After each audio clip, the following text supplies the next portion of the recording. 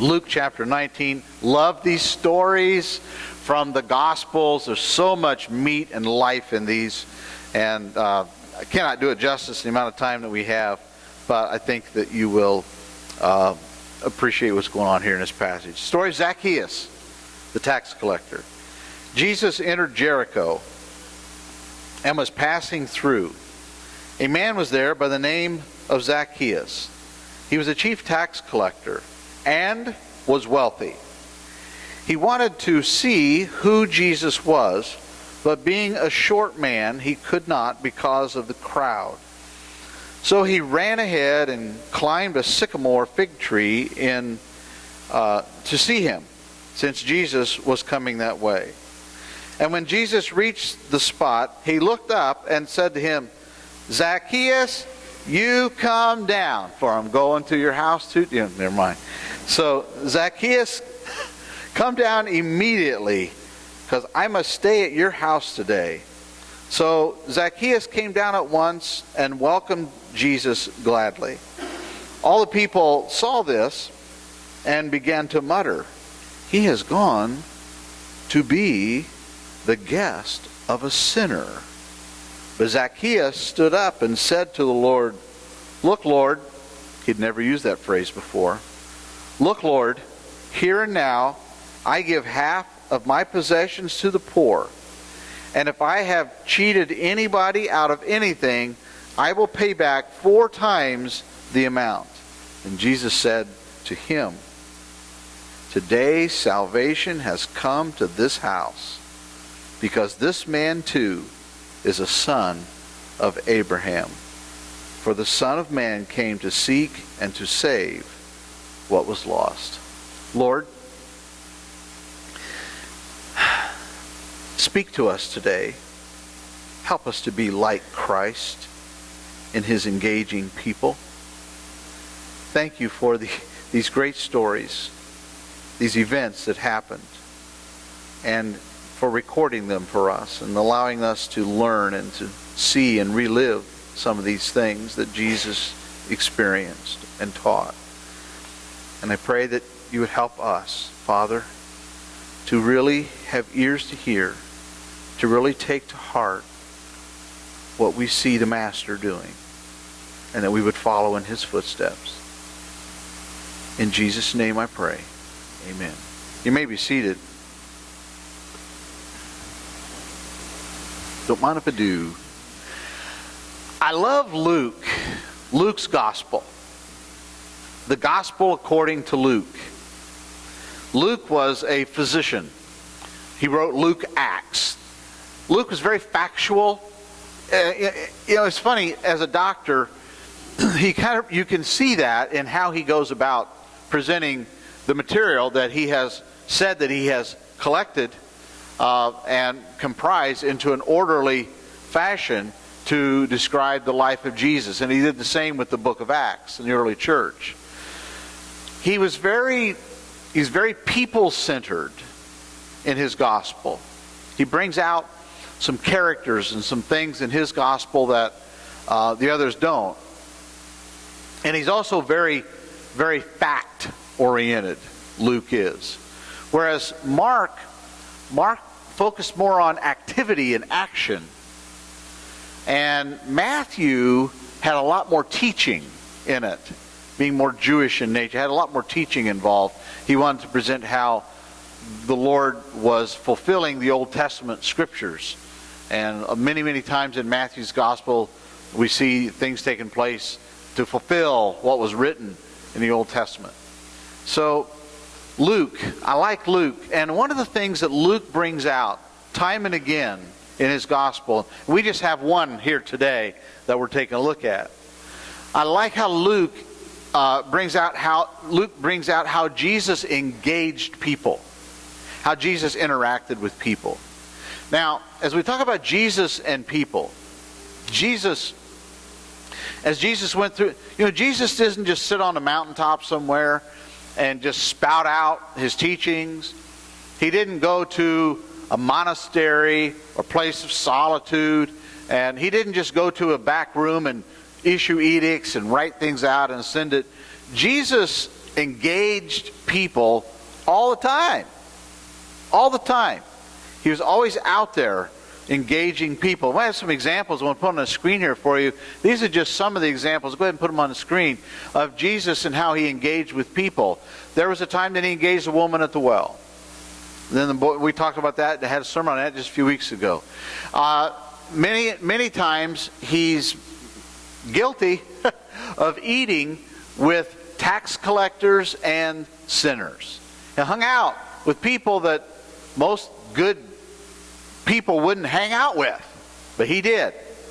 He was a good friend of Mary and Martha's and was at Mary and Martha's house, and that's where he met Lazarus. You know, he went back there late in his ministry, and Lazarus had died, and Jesus raised him from the dead. But that wasn't the first time that he'd been at Mary and Martha's house. He liked going there and hanging out with them and having fellowship, and he helped them get saved.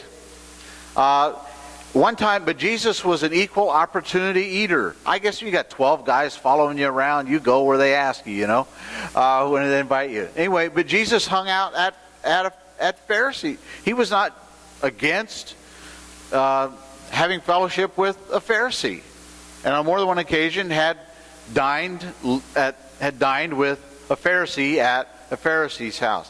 He engaged conversation with Nicodemus when Nicodemus came to him at night. Jesus didn't say, "Oh, no, excuse me, it's after hours. You have to come back in the daytime. Oh, we can't talk right now. I'm tired. It's been a long day." Jesus engaged with Nicodemus in John chapter 3, and we, again, I had a sermon on that not too long ago. And I find it interesting on the road to Emmaus, after his resurrection, one of the things that Jesus was invited to supper with them, sat down, and he was just breaking bread. They recognized that it was him. So he engaged pre-resurrection and post-resurrection, engaged and enjoyed hanging out with people. He was always out there among people, and he hung out with all kinds of people, and he hung out with all kinds of people all the time. And sometimes they were sitting down and eating. Sometimes he was teaching. Sometimes they were asking questions. Sometimes he was listening to them. But all in all, through all of these circumstances, the sphere of influence went from him to them. He was always rubbing off on them. He wasn't just rubbing elbows and chumming up, but he was hanging out with people, allowing himself to be exposed, allowing himself to interact for the sake of helping them come to a faith in himself. And we see this on all those instances that we just showed. See this time and time again in his ministry, how he spent time with people, influencing them, helping to reshape them, helping them to understand who he was, what he was about, helping to understand the things of the kingdom, and helping them come to a legitimate and a lasting faith in himself. You know what? I get that. I get that. There's some things I don't get real quick. I get that. I like people. I enjoy people. I enjoy hanging out with people. I enjoy laughter. And we were telling a couple Rodney Dangerfield jokes in class this morning. I mean, this has gone to we hit a new low this morning, all right? But but I enjoy people. I enjoy hanging out. I enjoy laughter. I enjoy listening to stories and interacting and sharing things with people. I found out something the other night. I won't say who's who because we're putting this on, but there's a member of our congregation that has a signed, autographed baseball of all of the Cincinnati Reds from 1976 when they were the world champions. Now, I don't know why he didn't sell that for the roof, but that's another matter. So I'm not going to say who it is because I don't want to expose anybody's personal items that they own because that's of some value. And so I told him to hold on to it and lock it in a safe place and make sure nobody gets it, and in his will give it to me. So, but I enjoy being with people, and I think I get that. You know, my dad was a car salesman, so maybe I get it honestly. I don't know.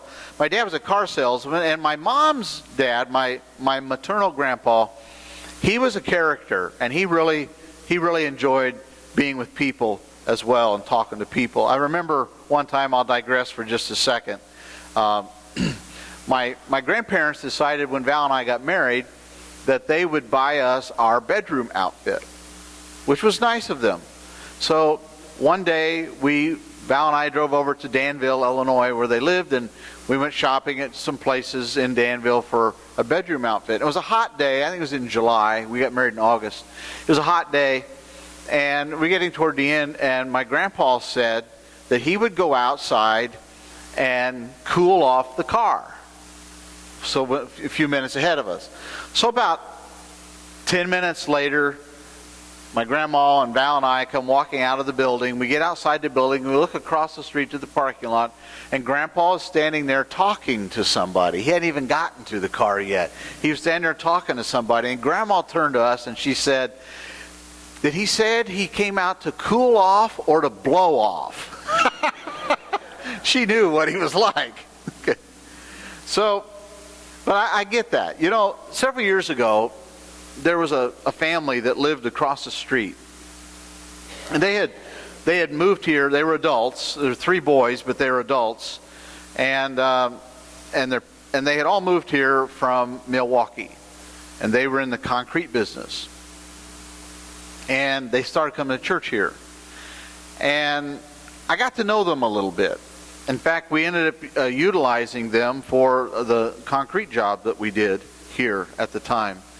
But they were cut from a different cloth than they weren't Christians, and they had come from a kind of a wild background, and I ended up doing a wedding for one or two of them, I believe.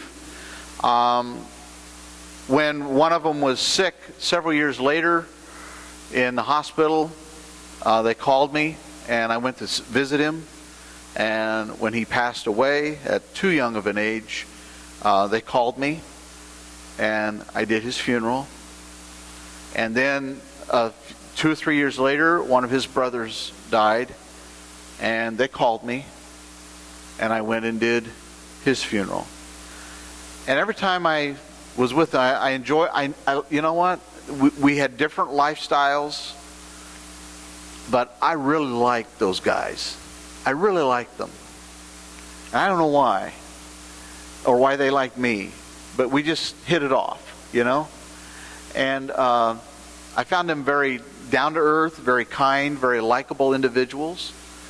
And I tried what I could to help them come to the Lord. And I don't think I've been successful at that, but I tried. And we had those conversations. And but I tell you what, I always liked them. I always liked them. I like Zacchaeus. Zacchaeus. Let's take a look at Zacchaeus. I like Zacchaeus. And you know, I think if you like people, they'll like you back, for the most part. If they don't, then you can't control that. I like Zacchaeus. Zacchaeus was a character, and I preached on Zacchaeus a year or so ago, and I mentioned something then. I'll say it again now. Every time I see Zacchaeus or think of Zacchaeus, I think of Danny DeVito. Okay, I just do it. He was short. He was a real character. And I think of Danny DeVito. So, but this story about Zacchaeus illustrates a very significant point about Jesus and how Jesus interacted with people, real people. So Jesus is in Jericho. It's a very popular time for his ministry, and large crowds were following him everywhere that he went.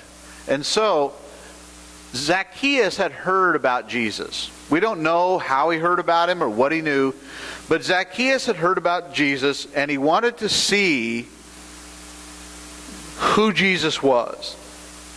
But the crowds were immense, and they didn't like tax collectors on a good day. They're not going to like him today.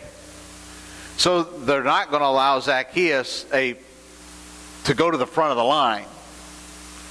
So Zacchaeus, being short, he goes up ahead of the crowd and sees the direction Jesus is going, and he climbs up in a tree.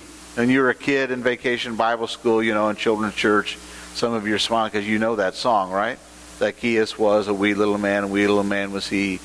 And he climbed up in the sycamore tree for the Lord he wanted to see. And as the Lord came by that day, the Lord looked up in the tree and he said, Zacchaeus, you come down. I remember when our kids were little, they do this finger pointing when they sing that song. Zacchaeus, you come down, for I'm coming to your house today. How many of you know that song? Good, we're not going to sing it. Okay, all right. We're not going to sing it anyway, so we sang that song. Anyway, we sang some really good songs today too, which we do every week.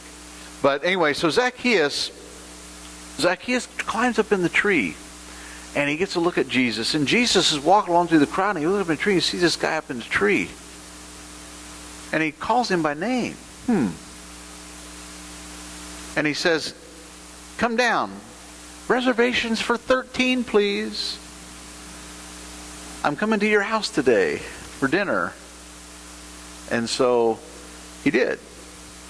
Now, wouldn't you have liked to have been a fly on the wall when the conversation that took place between Jesus and Zacchaeus? I would love to have listened and overheard the conversation that took place between those two. But we know the results.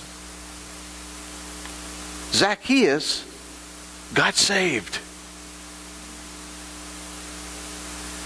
He even to see how much he repented. He totally repented. He said, if I from now on, he said, I will give half of my earnings to the poor.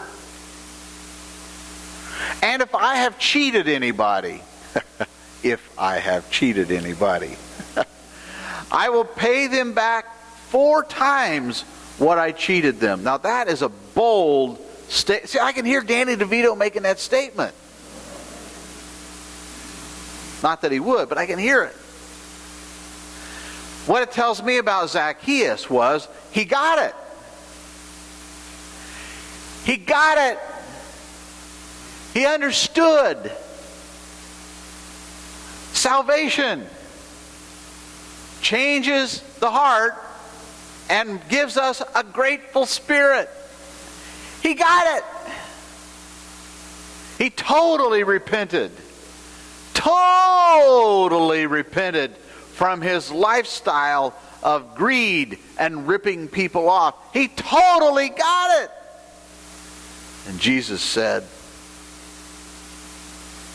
and Jesus gives us his rationale for even going to Zacchaeus' house when he says, today salvation has come to this house.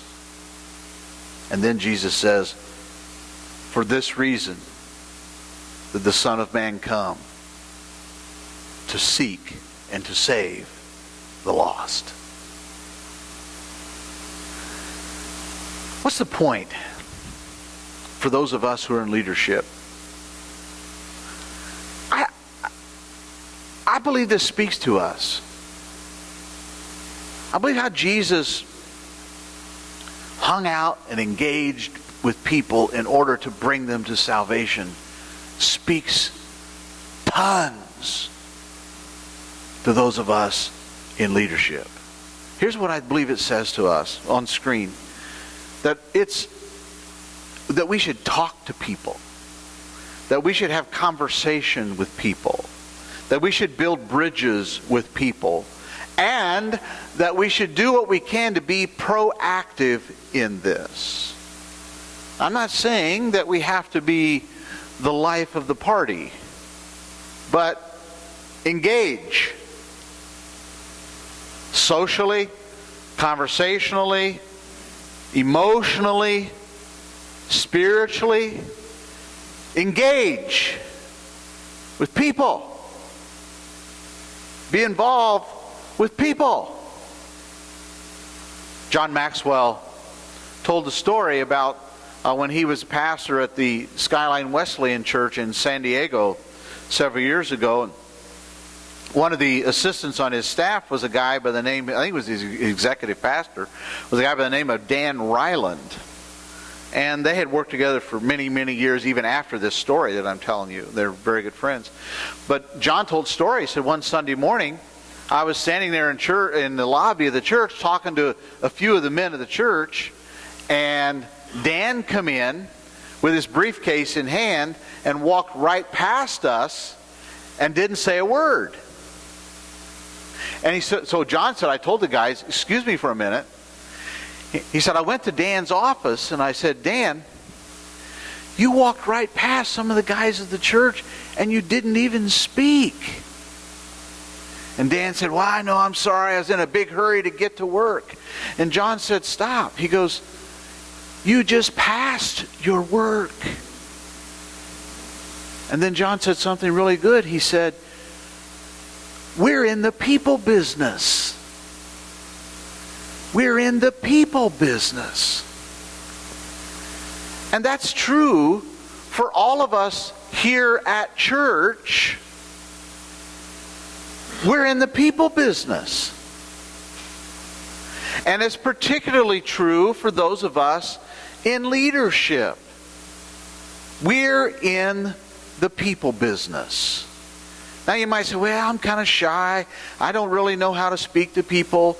I don't know about that. I'm kind of backwards and I don't really know what to do. And this, let me help you out a little. This is less intimidating than what you might think. You see, they're just people. They're just people. Like you and me. They're just people trying to make their way through life, having struggles, having challenges, trying to have a great life here and hopefully beyond. They're just people. And we are like one beggar telling another beggar where to find fresh bread. And I have found, with regard to people, that if you like them, they will like you back. But if you never speak to them, if you never engage with them, if you never talk to them, if you never show an interest in the things that matter to them, then they don't know what you think or care about them. Let me look at it this way. Let's look at it this way. We owe it to people. We owe it to them. I'm talking about people who we know or may not know, who do not yet know Christ. Even those who do know Christ, but particularly those just folk that we run into. We owe it to them to engage, to befriend, to speak to them, to be involved in things that might help them. We owe it to them. Because that's what Christ did for us. He came a lot further to reach us than we'll ever have to go to reach somebody else. He left heaven to come to earth. That's a lot further than he would ever ask us to go to engage with people. They're all around us. And I tell you what, this is what Jesus did. Jesus was involved with people. Jesus was driven by their great need for salvation. He was driven by their great need for salvation, and it motivated him to cross barriers and cross tracks and cross roads and cross behaviors that other people wouldn't do, because he wanted to help get them saved. And that's exactly what he's doing here with Zacchaeus. Paul did the same thing. Paul had this sense of obligation that he talked about. He felt this obligation to share the gospel with whoever he could share the gospel with. Paul used the phrase that by all possible means I might save some. He was an opportunist when it came to engaging with people. And so, friends, we are ambassadors for Christ. And God will reach people through us, or he won't reach them at all. We are the conduit. We are the connection. We are the channel. The Lord is going to reach people. This is his plan. The Lord is going to reach people through other people, or he won't reach them at all. Now stop and think about it. He's not going to send a grizzly bear to get somebody saved, or a tree frog. He's not just going to zap them with lightning out of the sky to get them saved. He uses followers to help influence other people to become followers. Are you with me? So, he wants us to interact with would-be followers to help nudge them to salvation, so that we who are already in can help others who are not yet in. Now, catch this. This matter of engaging for the sake of helping them come to salvation. It's a natural thing. It flows if you let it flow. But catch the significance of this, please. This is Christianity 101. Huh? This is Christianity 101. This is basic stuff. This is basic. If we are not a people who engage with other people, we are not being obedient to Christ. Yeah. This is fundamental to what it means to be a disciple. It's fundamental to what it means to be a follower of Jesus. Somebody said once, you either are an evangelist or you need one. So I just want us to catch that. And here's the reason I say that. Because church is a dangerous place. Bad habits can be developed at church. Now, a lot of good habits can be developed at church, and I'm all for church, okay? I'm in. Don't get me wrong. But some bad habits can be developed at church. Like what? Well, like I heard a good sermon today. Oh, did he ask you to do something? Yeah. You're going to do it? No. That's a bad habit. Well, the pastor spoke to us from what Jesus said about this, and really people ought to do that. Okay, are you doing that? No. That's a bad habit. Hearing and not doing. Huh? That's a bad habit. And that's what happens sometimes in church, because we've heard something so often that we just dismiss it because, I've heard that before. You see, there's a difference. There's a danger to that. Because there's a difference between hearing and doing. So, how do we go about engaging people? I'm going to give you a few ideas. And you get this, but I'm just going to list it out just say we said it. One is talk to people. Talk to people. Now, don't be annoying, and don't talk them to death, and don't tell them your life story the first time you say, oh, I'm not saying that. But just talk to people. Have conversation with them. See where it'll go. You never know where it might go. Now, I don't mean get involved with somebody at the express lane at Publix in a conversation so much that everybody else is back there. I'm not saying that. Okay, I'm not a nut job. Not asking you to be one. But I'm saying talk to people. Just talk to people. You never know where it's going to go. Here's something. Eat with people. Great things happen when people sit down and converse over a meal. Look what happened to Zacchaeus. You never know. In one meal, he came from a pagan, dishonest, shrewd, rip-off artist to a generous, benevolent follower of the Lord Jesus Christ. So guess what? It's okay. Eat with your coworkers. Eat with your family members. Eat with your neighbors.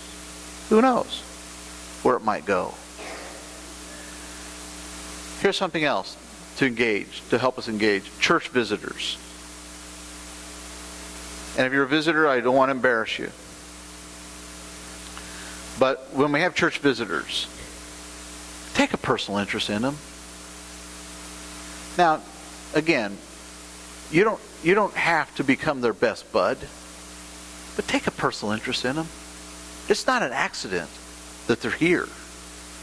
And all of you have been in that position at one point or another.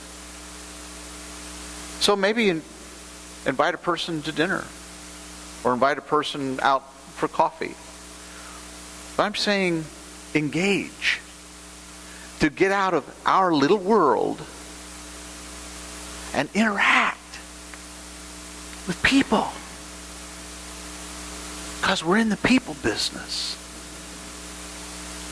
Here's something else that would help us engage. This is a lot of fun. Is hospitality. Hosting people in your home. When I first came here, I was a young guy. Many, many years ago. Over 30 years ago now. But there was a couple in the church. They were in their 70s. They were the sweetest couple. They lived in Jamaica Bay. Their name was Bert and Ann Coleman. And probably only 2 or 3 of you remember them. Bert and Ann were the most hospitable people. They were gentle, sweet couple. They were from Massachusetts, and Bert he had that Massachusetts accent. And he wanted to go back to Massachusetts, and she liked Florida. So guess what? They stayed. But they had this, they didn't call it ministry, they just did it. They were always having somebody over to their house. And it could have been people from Jamaica Bay, could have been church members. When new people started visiting the church and had been here a couple, 3 times, I'll tell you within a month's time, and I didn't have to make them, didn't remind them, never encouraged them, they just did it.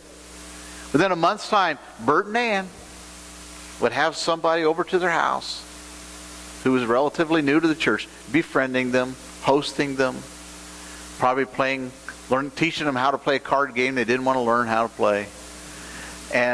But you know, that couple, I'm looking back on it now, but looking back on it, that couple was in a way the heart and soul of this congregation. And I think we've lost that a little bit through the years. And so that's another way to engage people, is hospitality.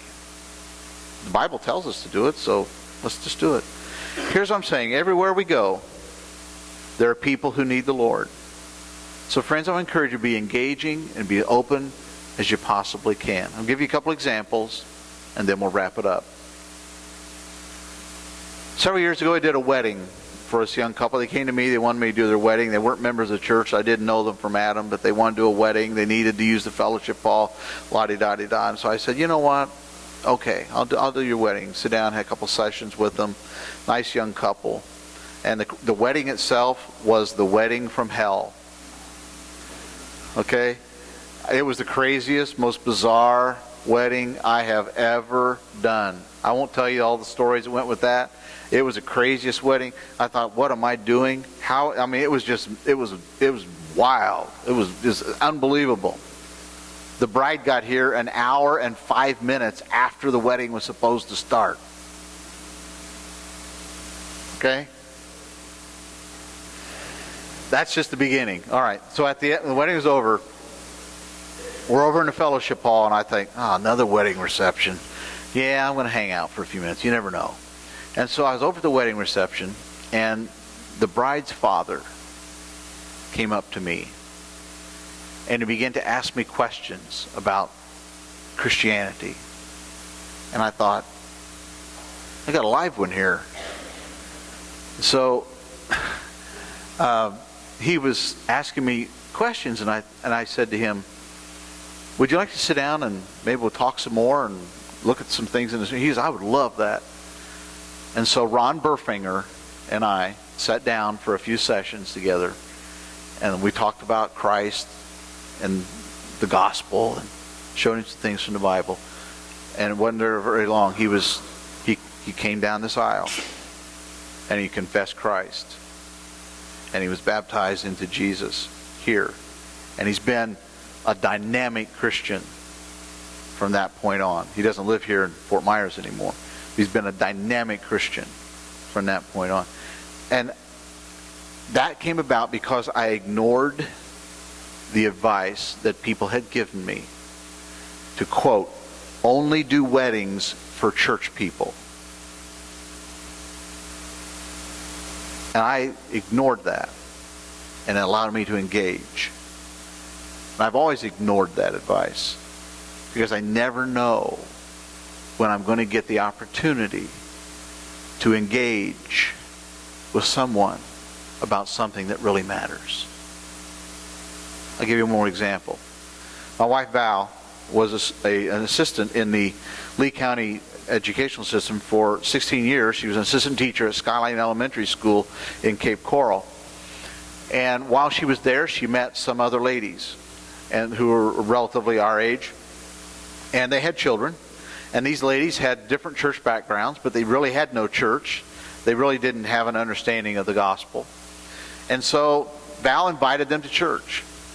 Well, one family came, then another family came, and then another family came, and another family came over months, maybe a couple years' time. Several families, and then some of them brought their family, and then some of them brought their friend. And we experienced some real growth as a result of that.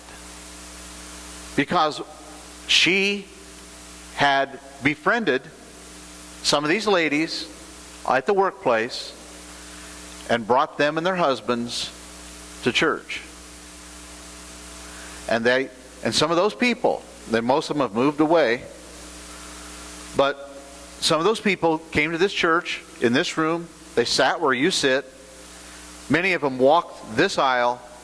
Many of them were baptized in this baptistry, and many of them have been in the faith ever since. And I give her kudos for engaging with people that she knew.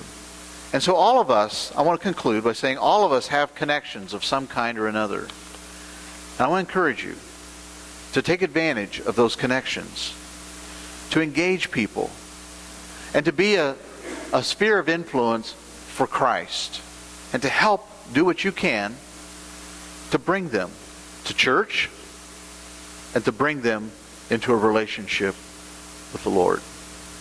Let's pray.